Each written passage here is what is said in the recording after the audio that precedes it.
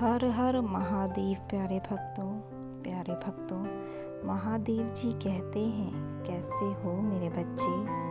महादेव जी आज आपको इस संदेश के माध्यम से एक ऐसी कहानी बताने आए हैं जो किसान और शिव की है। इस कहानी में किसान को महादेव जी ने उसकी गलती का एहसास कराते हुए उसे समझाया कि हमारे जीवन में कर्म का क्या प्रभाव पड़ता है और हमें किस तरह से अपने जीवन की परिस्थितियों से लड़ना चाहिए और किस तरह से हमें लालच नहीं करनी चाहिए। महादेव जी कहते हैं, मेरे बच्चे, अगर तुम इस कहानी को पूरा सुनते हो तो तुम्हें अपने जीवन में बहुत लाभ होगा। और अगर तुम मुझ में विश्वास रखते हो तो कमेंट में यस ज़रूर लिखना। मेरे बच्चे, कई बार हम परिस्थितियों के कारण या फिर भावनाओं में बहकर कुछ ऐसे फैसले कर देते हैं जिससे हमारा कर्म प्रभावित होता है। आपको कर्म क्यों करना चाहिए? बड़े भगवान शिव और किसान की कथा जो आज मैं आपको सुनाने जा रही हूँ। भगवान श्री कृष्ण ने कहा है कि कर्म करो और फल की चिंता मत करो। हम सभी व्यक्ति अपना काम बड़ी निष्ठा और निस्वार्थ भावना से करना चाहिए। गीता में भी भगवान श्री कृष्ण ने कहा है कि कर्म करो लेकिन फल की चिंता मत करो, क्योंकि कर्म करना ही व्यक्ति के अधिकार में है, उसका फल नहीं। एक बार भगवान शंकर पृथ्वीवासियों पर कोपित हो गए और माता पार्वती को साक्षी मानकर संकल्प किया कि जब तक पृथ्वीवासी नहीं सुधरेंगे तब तक वे शंख नहीं बजाएंगे। देव जानते थे कि शंकर भगवान शंख बजाएंगे तभी बरसात होगी। इससे घोर अकाल पड़ गया। पानी की एक बूंद तक नहीं बरसी। धरती पर त्रिहमाम मच गया।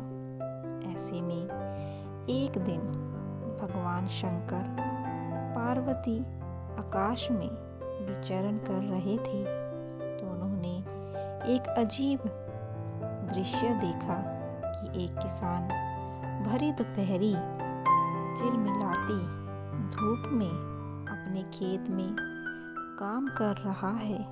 पसीने में नहाया मगर अपनी धुन में बहुत मगन है। जमीन पत्थर की तरह सख्त हो गई थी, फिर भी वह जी जोड़ मेहनत कर रहा था। उसकी आंखों में आत्मविश्वास और उसके पसीने की बूंदों में उम्मीद टपक रही थी। भोलेनाथ और पार्वती बदले वेश में आकाश से नीचे उतरे और उससे कहा, अरे भाई, तू क्यों बेकार कष्ट उठा रहा है? सूखी बंजर धरती में केवल पसीने बहाने से ही खेती नहीं होती। किसान ने हल चलाते चलाते ही जवाब दिया, हाँ बिल्कुल ठीक कह रहे हैं श्रीमान, मगर हल चलाने का गुण भूल ना जाऊं, इसीलिए मैं हर साल पूरी लगन के साथ खेतों में काम करता हूँ। काम करना भूल गया तो केवल वर्षा से खेती हो सकेगी क्या? मेहनत का अपना ही परम आनंद है। मैं लोभ के लिए खेती नहीं करता। किसान की बात सुनकर महादेव को भी लगा कि मैं भी तो परम आनंद की अनुभूति के लिए ही शंख बजाता हूँ। मुझे भी शंख बजाए 1 बरस बीत गया है। कहीं शंख बजाना भूल तो नहीं गया। उन्होंने तुरंत अपनी झोली से शंख निकाला और जोर से फूंका। चारों ओर बादल की घटाएं घुमड़ पड़ी, बिजली चमकने लगी और जोरदार बारिश होने लगी। इस वर्षा से स्वागत में किसान के पसीने की बूंदें पहले ही खेतों में गिरकर चमक रही थी।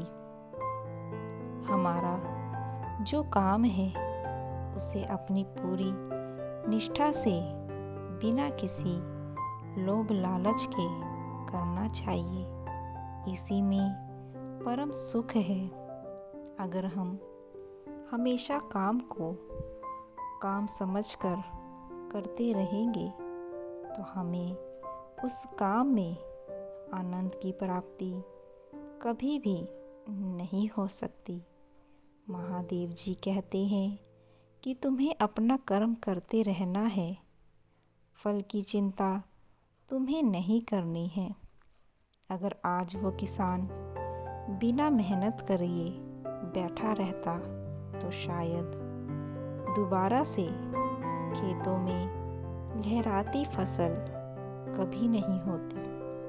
लेकिन उसने अपने अनुभव को इसी तरह से बनाए रखा और अपने खेतों में कड़ी मेहनत करता रहा। मेरे बच्चे, तुम्हें भी अपने जीवन में अपने लक्ष्य तक पहुंचने के लिए स्वयं ही परिश्रम करना है। दूसरों को देखकर कभी भी अपने परिश्रम से दूर नहीं भागना है, क्योंकि कड़ी मेहनत से ही तुम उस लक्ष्य को पा सकते हो जिसे पाने के बाद तुम्हारे अंदर जो परम आनंद होगा वो तुम्हारे अंदर से होगा। क्योंकि अगर वह लक्ष्य तुम्हें किसी और की वजह से प्राप्त होगा तो तुम उस लक्ष्य का परम आनंद कभी नहीं उठा पाओगे। हम अपने जीवन में जितनी बड़ी मेहनत करते हैं उतना बड़ा ही फल भी प्राप्त करते हैं। मेहनत कभी भी जाया नहीं जाती। मेहनत करने वाला इंसान हमेशा जीवन में कुछ ना कुछ ज़रूर पाता है, क्योंकि मेहनत करने से उसे कदम कदम पर बहुत कुछ सीखने को मिलता है और सीख मिलने से ही तुम तुम्हारे जीवन को और भी सुंदर निखार सकते हो। जीवन की परिस्थितियों से डरने के बजाय तुम्हें उन परिस्थितियों का सामना करना चाहिए। लेकिन याद रहे कि जब भी तुम अपनी परिस्थितियों से लड़ रहे हो तो खुद को शांत रखो और हमेशा ईश्वर को याद करते रहो और उस परिस्थिति में भी खुद को उस लक्ष्य तक पहुंचाने के लिए तैयार रखो। मैं सदैव तुम्हारे साथ हूँ। हर हर महादेव।